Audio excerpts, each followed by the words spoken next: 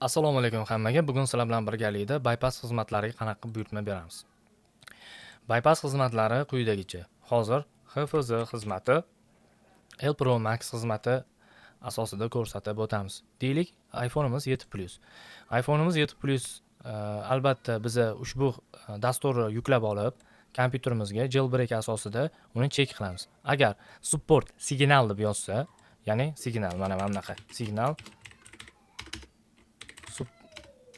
support deb yozsa, demak, buyurtma bersanglar bo'ladi. Buyurtma qanaqa beramiz? O'rtoqlar, deylik, iPhone 7 Plus.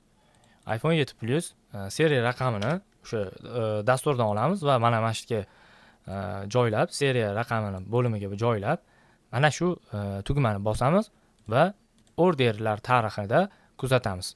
Donor bo'lgandan keyin, mana shu holatda agar registratsiya mana bunaqa holatda javob kelgandan keyin bemalol akulodilarni uy sharoitida ham bypass qilsanglar bo'ladi o'rtoqlar.